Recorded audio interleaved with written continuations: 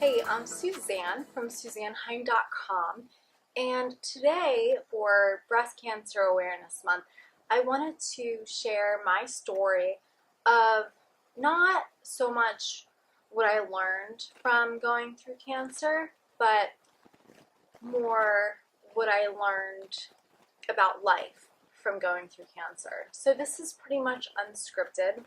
I just wanted to riff and really share my experience from the heart. Before we get started, I'm a spirituality blogger and mentor and online course creator.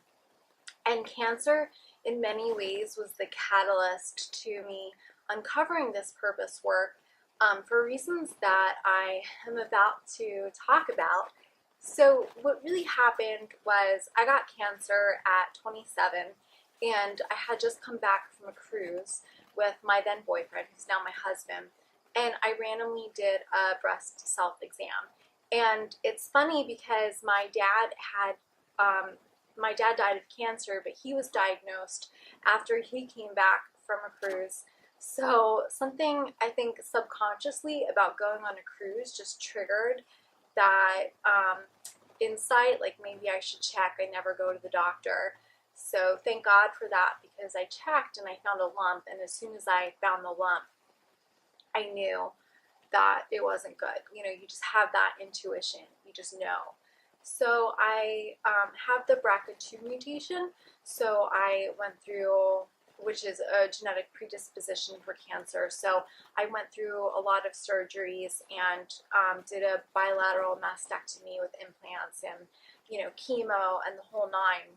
And when I first was diagnosed with cancer, I had gone through a lot of tragedies earlier in my life. My dad and my sister died a year apart from each other when I was in like 8th, 9th grade. So I had all of this. I was used to dealing with really sad events, and I knew that there was great wisdom to be held in the pain. And so when I first got diagnosed with cancer, that was my first sort of inclination that to really approach it in like a way of being a spiritual warrior and to learn the lessons. I was just trying to make the most of it, and I knew that it would change my life in a way that it never had before, and I was very grateful that I caught it, ahead of time, or early, so relatively early. I mean, I had to get chemo, but so. And that sounds kind of weird, I know, to be like, I was ramping up for this spiritual adventure. But, I think that when things happen, if you're of like a mindset of like really leaning into life's challenges, which I have learned to do over the years, that that nothing is all good or all bad. And so, of course, I was terrified, but I was also just trying to make the most of a really terrible event. But that quickly really all went out the window because cancer was just traumatizing. The chemo was definitely the worst part, and I really just lost my mind. I'd always been very self-sufficient, and for the first time in my life, I really had to ask people for help, and that was very uncomfortable. And I just remember driving back from my first chemo treatment. I lived in this small mountain town in Arizona, like an hour north, and I would go down to the valley to get treatment. And the first time I was driving up, I didn't know that chemo would like affect me as much as it would. It just made me very tired. And I just remember thinking what is the meaning in all of this? Like, what is the meaning of life if you just suffer this much? And I just had this insight, like the meaning of life is really to live, to exist. And I was like 27 at the time and always in sort of like a chronic existential crisis, always wondering like, what is the meaning of life? Always wanting to find my purpose, always just looking for something more.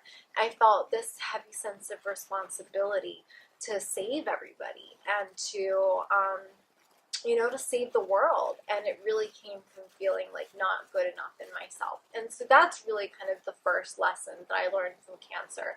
Cancer allowed me to really like give myself almost a hall pass. Like, I'm not responsible for the world's suffering. I didn't create it. If I die, everything's going to go on without me. I deserve to be happy.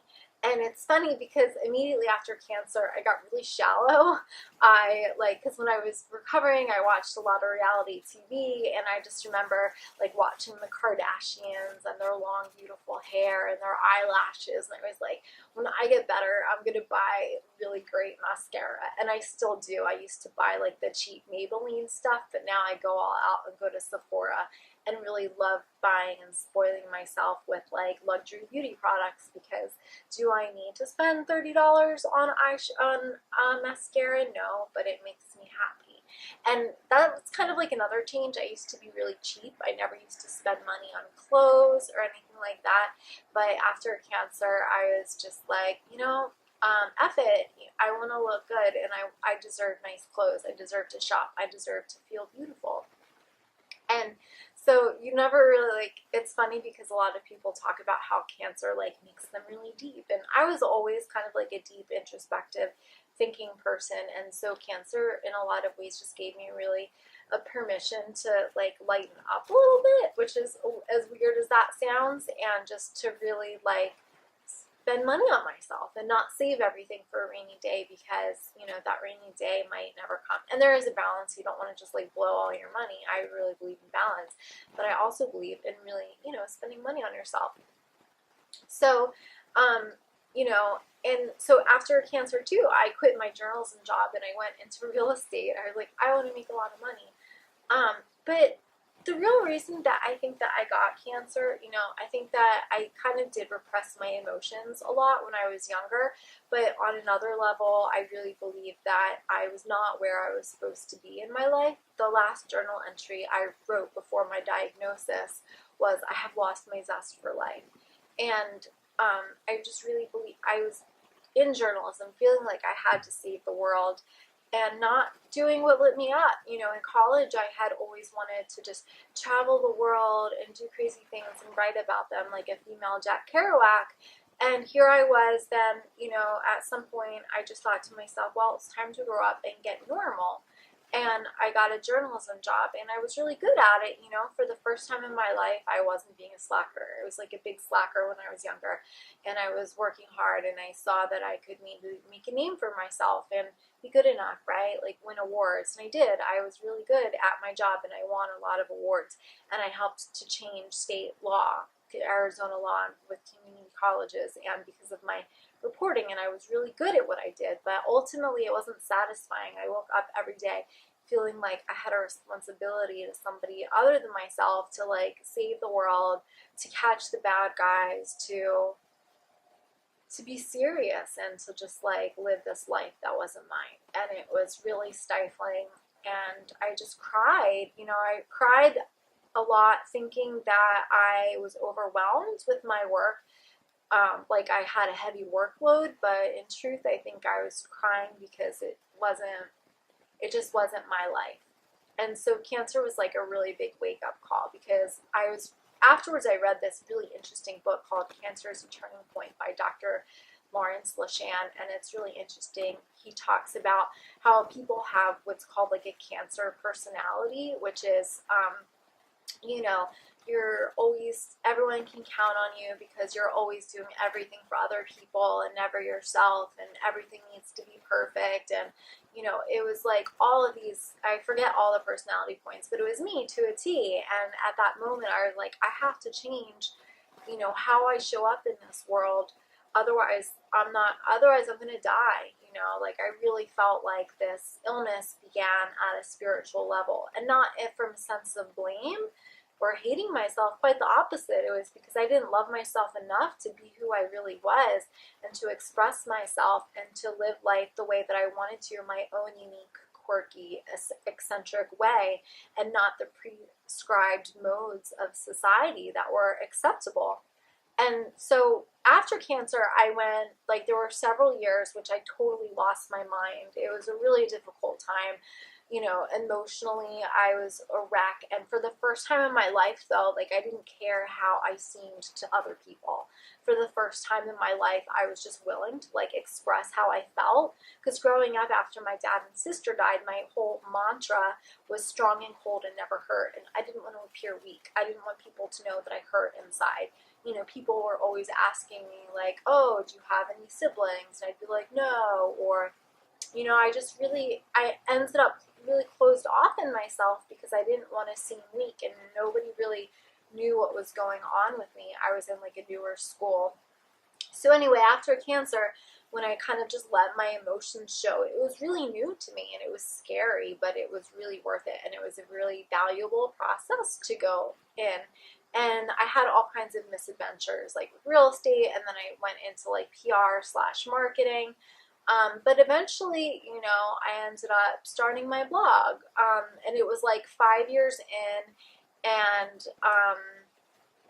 yeah, I was just ready to like let go of this idea of finding my life purpose and finally let myself just be who I was and explore and like let myself be at the beginning. And so that's kind of another story, but you know, I think this idea of life purpose and just being who we are, allowing ourselves to be who we are, that was a big lesson. To feel my emotions, like after cancer, I just remember stumbling upon the meditation technique that I now teach. And it's just this process, and you can go to my website, SuzanneHine.com, and there's a guided meditation on there that takes you through the same process.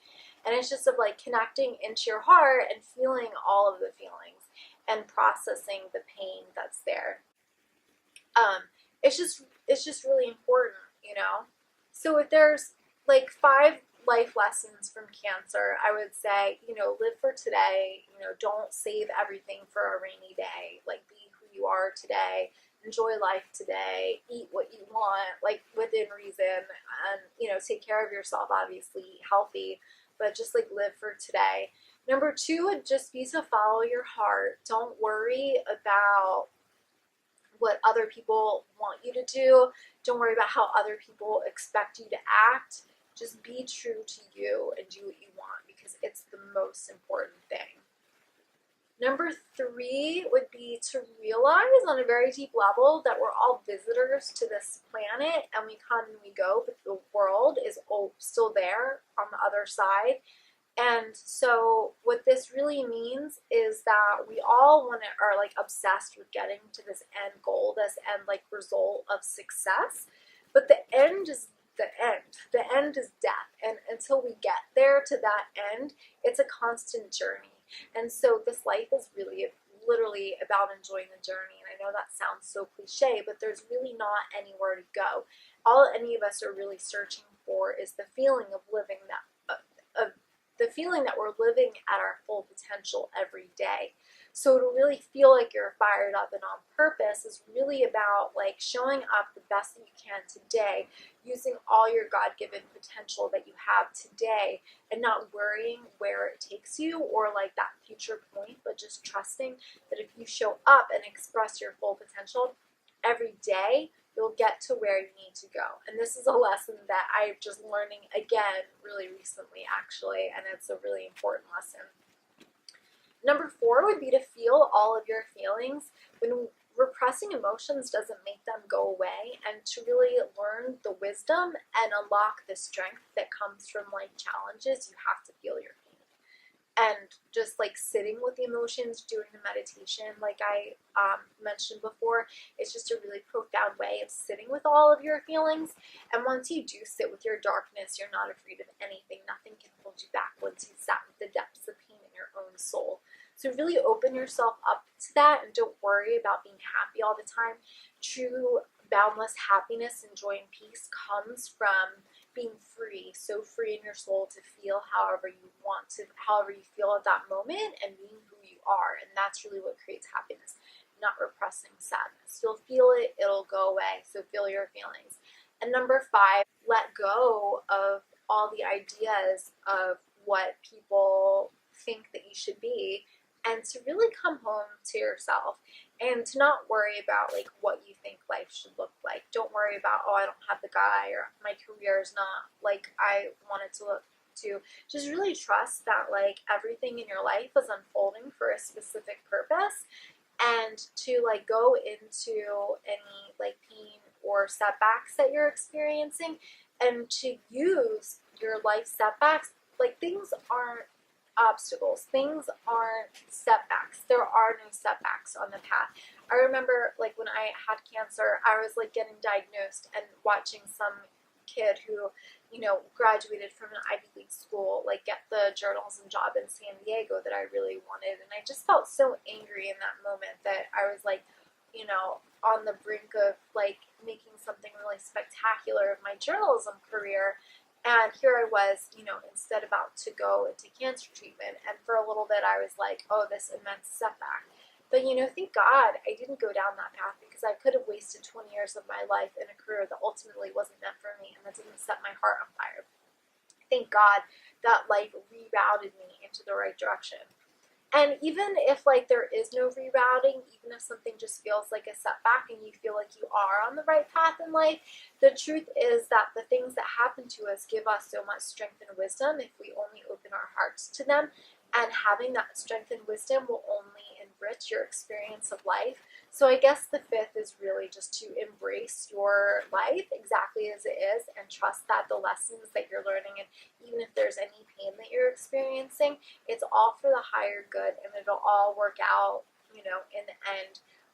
Healing is an active endeavor. You can't just, like, wait passively for the storm to pass. It's not like you're hunkering down in a hurricane shelter.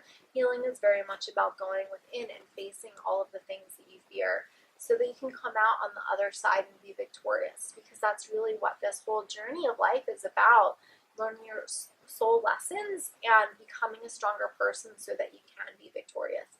So I hope that this resonated with you. If you would like to stay in my world, go to SuzanneHeim.com. I'll put a link below, and you can sign up for my weekly blog posts to help you become the person that you're meant to be. I share lots of really inspiring, beautiful stories and offer tips and life wisdom, so I would love to have you join my community. And there's that free meditation on the website too, and you can subscribe to my YouTube channel, and I'd be so honored if you commented and shared this video and helped spread this beautiful message and spread the love to all of your friends. So I really appreciate you taking the time to tune in and listen. I feel so blessed to have connected with you in this moment. Have a beautiful day. Namaste.